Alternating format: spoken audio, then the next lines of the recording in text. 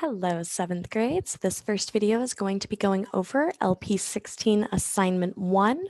We are just looking at independent and dependent variables. So this first assignment just has you deciding in these relationships which of these topics depends on the other one. So the top here, you are going to be looking and deciding which of these depends on the other. So we're going to do the first couple together. So the first one, we are looking at the number of minutes spent running compared to the amount of calories burned. So what we want to do is figure out, does the time that I run depend on how many calories I'm burning? Or do the amount of calories that are being burned depend on how long I'm running? Okay, and we can kind of think about this, right? If I'm setting up my workout, am I going to be sitting there doing a bunch of math to figure out, oh, I want to burn this many calories, so I'm going to run for 37.26 minutes? Or am I going to go, all right, I feel like running for 20 minutes today. And when I run for 20 minutes, it burns so many calories. Okay, so in this case, the number of minutes running would be independent. So we would put an I in this box. And the amount of calories I burned is dependent. Calories depends on how long I'm running. Okay? So the next example, we're talking about the grade on a math test and the number of questions that were answered incorrectly. So when we think about the grade, right?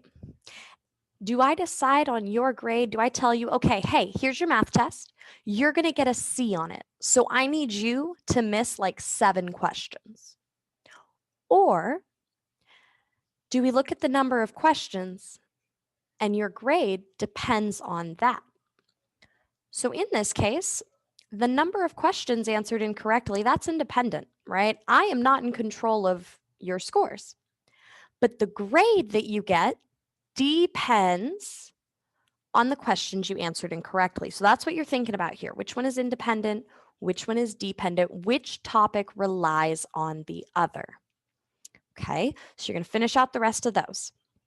On the bottom, you are going to rewrite this sentence to really get into what depends on what.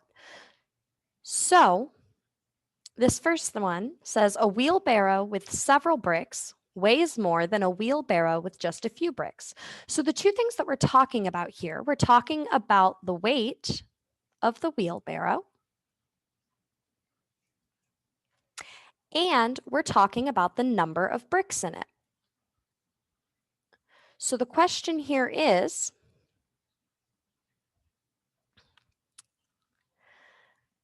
does the weight depend on the number of bricks, or does the number of bricks depend on the weight?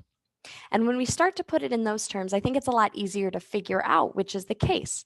In this case, the weight of the wheelbarrow depends on the number of bricks that we have in that wheelbarrow. So we would say the weight depends on the number of bricks, and you're just going to type your answers into these orange boxes. And once we've figured that sentence out, well, weight depends, which means the weight is dependent. So the goal of this assignment is just to get you comfortable with figuring out what depends on the other, right? So our weight is dependent, our independent is the number of the bricks. Okay, if we look at the next one, the car wreck was very large, so a lot of emergency workers were there. Well, when people are driving, do they go, you know what? There's 20 ambulance drivers and EMTs available, so I'm going to have a really big car wreck today. Or do the ambulances and the EMT drivers go, you know what, that was a really big car wreck, so we're going to send a lot of emergency workers? So when we think about those, we're talking about the number of emergency workers and the size of the wreck. So does the size of the wreck depend on the number of workers? No, that sounds silly. The number of workers the number of workers depends on the size of the wreck. Depends on size of the wreck. Okay, and once you've put that in that sentence, once you've made this dependency sentence, dependent sentence, that kind of rhymes. Once we've made that, then we can say, well, the dependent variable is the number of workers.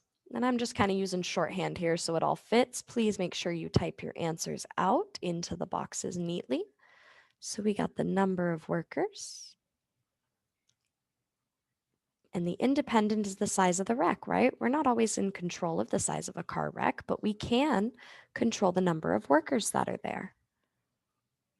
Okay, so that's all we're doing on this first assignment here. Decide which of those topics depends on the others.